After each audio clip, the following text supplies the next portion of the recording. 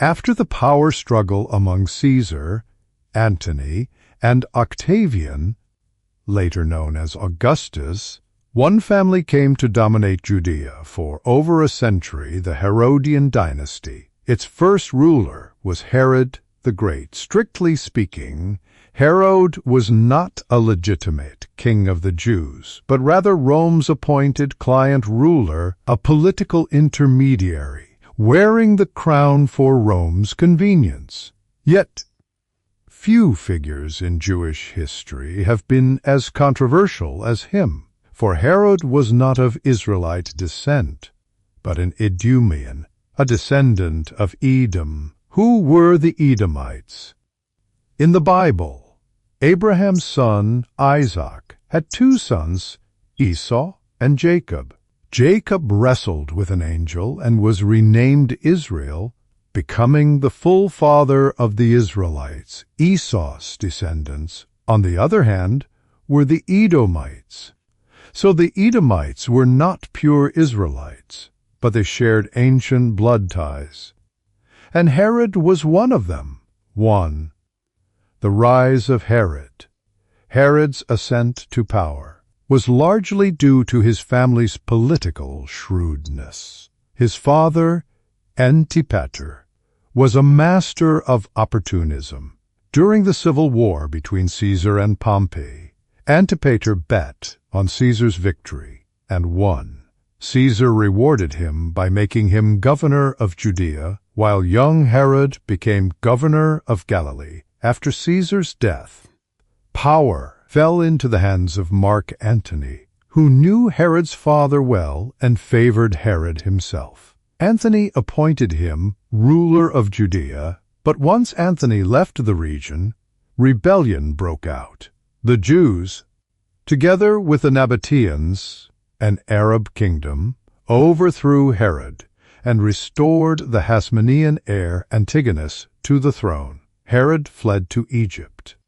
Cleopatra admired his courage and wanted to keep him, but Herod knew better than to stay. He traveled to Rome and personally pleaded his case before Antony and Octavia. In an impassioned speech, he vowed loyalty to Rome and proposed to marry the Hasmonean princess Mariamne to unite old Jewish royalty with new Roman power. Impressed by his charisma and pragmatism, Antony officially crowned him King of the Jews.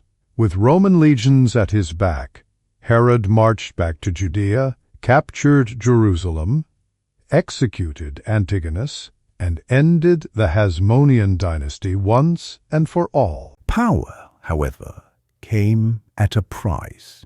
Herod married the beautiful and noble Mariamne, but she despised him, seeing him as a foreign usurper. Her mother, Alexandra, was even worse, called the mother-in-law from hell by later historians. Alexandra plotted constantly against Herod, even seeking help from Cleopatra to remove him. Before leaving for Rome to meet Antony, Herod made a fatal decision. He left an order: "If I do not return, kill Mariamne and her mother." That command would haunt him forever. Later, Mariamne's brother, the handsome Aristobulus, was made high priest, but his mother soon tried to use him to gain power. When Herod found out she had sent her son's portrait to Rome to charm Antony, he became paranoid. Soon after, during a feast, Aristobulus was invited to swim in the palace pool and drowned under mysterious circumstances. Alexandra cried for justice. Mariamne's hatred toward her husband deepened, and eventually, in a fit of rage and jealousy, Herod ordered the execution of both Mariamne and her mother.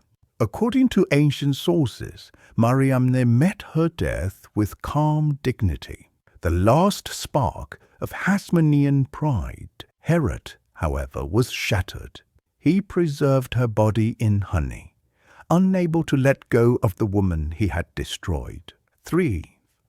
Madness and death. As years passed, Herod grew increasingly paranoid and cruel. He even executed 2 of his sons by Mariamne, accusing them of treason.